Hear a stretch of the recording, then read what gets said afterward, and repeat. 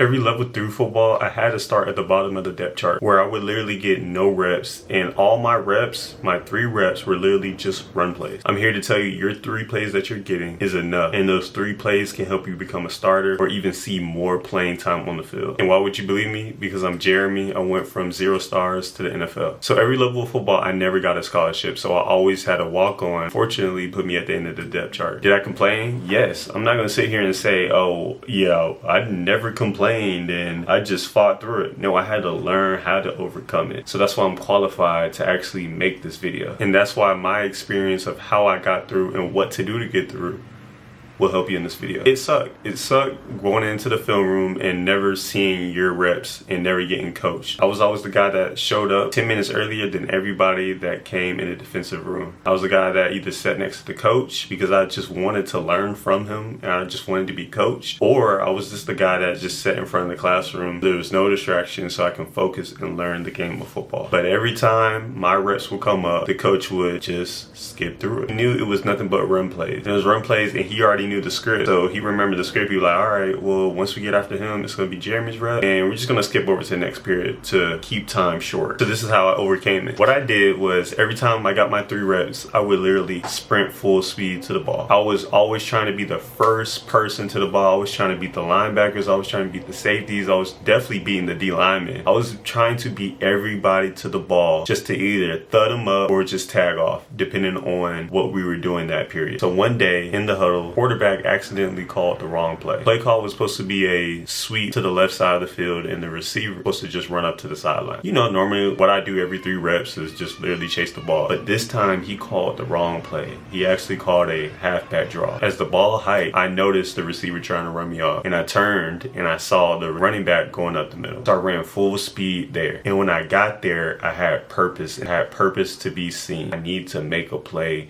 to get noticed. I punched the ball as hard as I can and a fumble happened. That fumble changed how I can actually affect the game as a player. I didn't need to have a PBU. I didn't need quarterback to throw 3 plays at me every single time. I didn't need to catch an interception. I just needed to be around the ball. And when I was around the ball, good things happened. Later that day, we have a film study and the whole team is there. And the head coach is talking. And he says, look at this kid. This kid right here has been showing effort a lot. He only gets 3 plays. He's not on scholarship. He's a walk-on. But I want you to really notice what he did today. The head coach slowly played the film. And I was watching. I was like, this is my moment. Like, oh, I'm actually starting to get acknowledged. And he showed the play and he said, this is how you get seen. It's not about catching interceptions. It's not about making plays on the ball. Your skill level will eventually get to that area where you can do those things. Effort is something that you can control every single play. And he says, a lot of you guys have skill, but this kid right here in this room, he told me to raise my hand. So,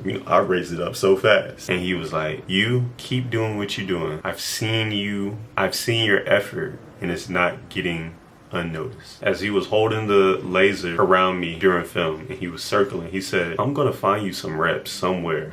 I'm gonna start sneaking in 2 more reps, 1 more rep on 707 and 1 more rep in team because I see your effort. Your effort is not going unnoticed. And he was like, hey, you're way better than our 3rd string guy right here, and there's a chance where you might be 2nd string. So a couple days went by and I was still giving the same effort, but this one play showed me the same thing that I learned about showing effort. It was a tip ball, and as I was running to the receiver, not the receiver I was guarding, I believe the linebacker hit it and it tipped in the air. I literally jumped as high as I could to go get that ball, and I got it. But guess what? That's her interception. I made an interception without having to have perfect technique at the line of scrimmage. I made an interception without having to put a blanket over the receiver. I literally made the interception running to the ball, being around the ball, because good things happen when you're around the ball. And that 4th string guy climbed up the depth chart. Climbed up the depth chart. And then the sophomore season came and I was a starter for Georgia Military College for my last season in junior college. And a lot of you guys might be at the bottom of the depth chart because of skill, but don't allow it to be because of your effort. Because skill, you just need more time. Once you have more time, your skill set and how you play the cornerback position or whatever position you play, that will rise and you will become an elite player. But as you're gaining skill, you still want to keep effort, because effort and running to the ball, good things happen. Like a fumble, like an interception. And when you pick it up, you made the play. You made that interception and you made that fumble recovery.